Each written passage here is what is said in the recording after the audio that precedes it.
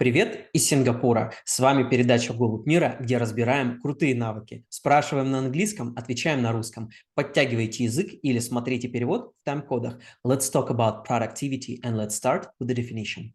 Productivity is your ability to make some kind of products, real results in the real words. Productivity is a very old word which was used when, for example, your pig will give some small pigs or your horse will give small horses. So how many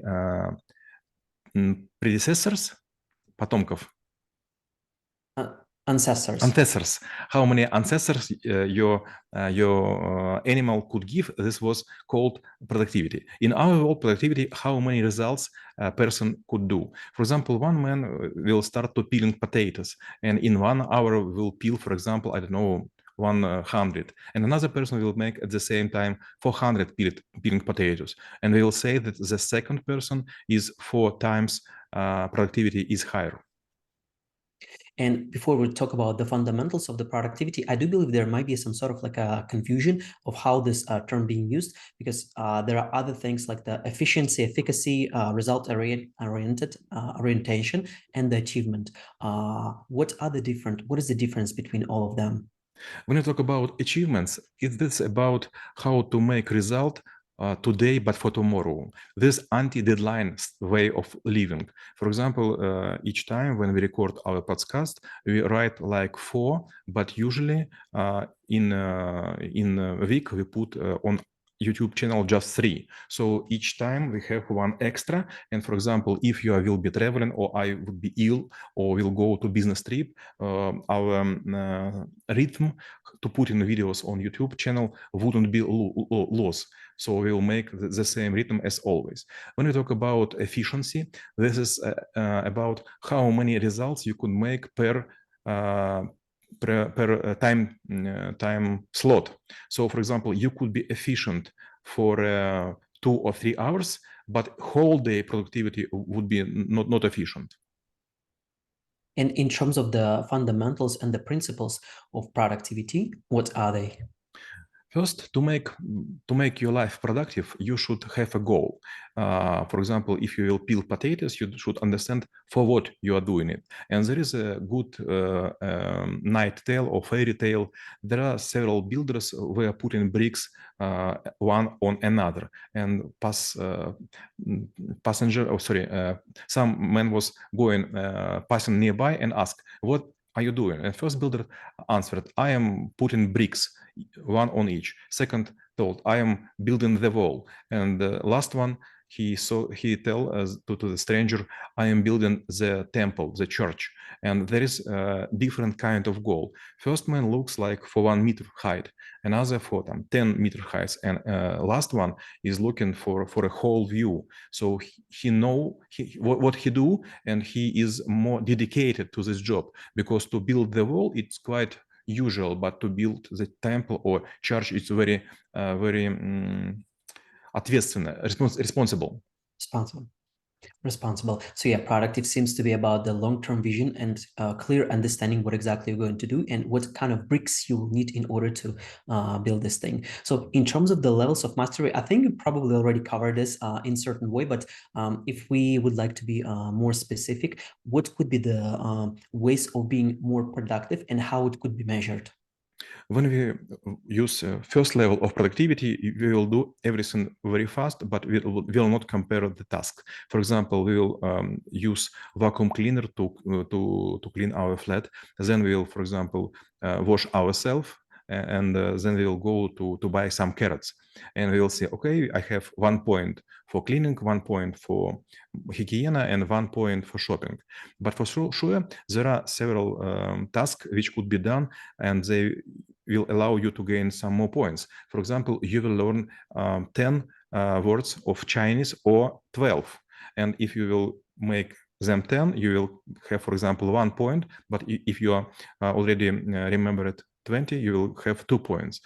If you will, for example, go to shop to buy food just for you, you will get 1 point. But if you will also buy flat for your relative or for your neighbors, you will get more points. So each time you have a chance to make your task more complicated, more sophisticated, and more useful. Second way of productivity is to think in long term. Is it worth to use it? For example, suddenly I want to change my phone. Okay, I spent some kind like $2,000, and is it worth it? My phone is still working.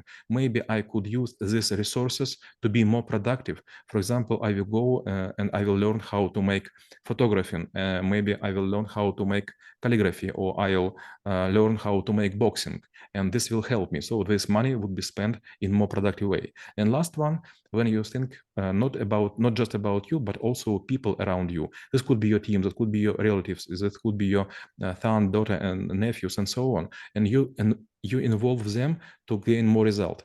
For example, in some countries, there are some sort of business which is called individual entrepreneur, and these people often invite relatives to help them to drive the car, to grab the resources, to make bookkeeping, and so on. And if you make yourself productive, you also could change life of other people around you to also the more productive way. And when people think about stuff long term and clearly seeing their goals and the steps to achieve, and actually considering the life of people that they could impact, what kind of the mistakes they can make that actually would prevent them from being productive? First level of mistake, the number is not equal to be productive. For example, if I will collect, I don't know, 2,000 mushrooms and will bring to my grandma, she wouldn't be happy, because in this case, she should wash them and clean them and, I don't know, make pastry or make some kind of cooking. And I would make job for her, but not for me. Second level is to switch a lot. For example, I cook something, I clean something, I learn something, I read something, I watch something. There is a saying in Russian language, многозадачность хуже лжи. When you switch a lot between the tasks, you have some time of transition, and this tradition will kill your productivity. I will give a small example and very easy one to understand. For example, I make a cooking and I have several sort of food on my table. This could be onion, then fish, then, for example, cheese, and then, I don't know, fruits. And the first way, first I will cut onion, wash the knife, then I will cut the fish and wash the knife, then I will make another kind of cutting. But in another way, I could cut small piece of onion, wash the knife, small piece of fish, wash the knife, small piece of fruit, wash the knife, and this small time and transition time to wash the knife would be too much in total, and it could even cost you like 20 or 30% of your day. So there is no productivity if you will switch between the tasks very often. And in terms of the tools or the services, I would say it's like a certain level of obsession with all of this stuff. Let's say like every week there is like a new framework that says like how to be more productive, how to write more efficiently. There is a notebook that will help you to do things faster, or there's a 5 like different ways to put your finger in your nose and do the things fast, more efficient. So what is your approach or take on all of these tools and the frameworks? Yes, on the first level, you think about small tasks and frameworks, how to make them better. But if you will start to make them often, this is second level, you will note that a lot of things could be make easier, cheaper, or in another way. And third one, when you are starting to have fun from this, let's think we will start to gain driver license. And at first time, when we're going by the direct road, everything is okay. But on the crossroads, or when people start to cross the road, we are very worried, and we don't like this lights of semaphore. How to say it? Traffic lights. On the second leg, on the second level, there is okay. You all know gesture of policeman and traffic lights, and everything is okay. But if someone cut your way by car or by running, you are a bit worried. But on the last level, you could drive your car, you can sing, you could talk with someone by phone, and this is time when you get in a fun. So first two level of productivities, they are forced to to be very focused on what you do. But on the third level, you are focused on your condition. You like to do it. And you actually mentioned a very interesting thing called focus, and I do believe focus goes hand in hand with the productivity. What are the skills required to maintain such a focus so that you could be productive? First, you should believe what you do. For example, if you learn, I don't know, Chinese, but you are living in Italy, you will not believe that it is very useful for you. So you should deceive your mind. Обмануть. Deceived? Deceive. Deceive your Trick. mind. Or trick your mind. Yes, it's much better. So you should find a reason to believe why you need to learn this language. Second, you should be in company's position. Never start to do job when you are worried about something.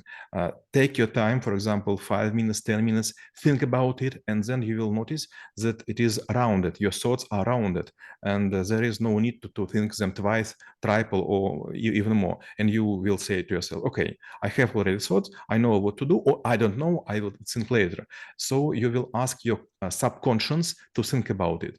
And third level, when you're trying to make your job, you must to be not focused but relaxed. So this is another kind of focus. You're not focused on the job, you focus on to do just job but nothing else, but you are not tied by the ropes.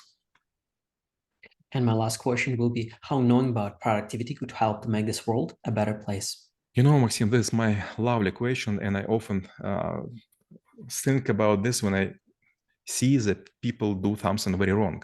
I ask by myself inside of my mind, okay, what will happen if you die? Who will cry when you die? What you will give to the world when you die? For example, you could just live and you have money, you have a lot of friends, and when you be put it in the grave, just few people will stand there and see how you're going away. Or, for example, you could be so famous that a lot of people will cry in their flats, not on the graveyard, but in some other places, and they will think sometime, we lose a very important man in our life. And third one, when a lot of people will understand that they lose so important person as a relative. So you maybe do not know them, but they know you, they use your results, they use your products, and they are happy to have it. Поэтому будьте продуктивными для важных вещей. А мы рассмотрели навык продуктивность и чем он полезен именно вам. Всем мира!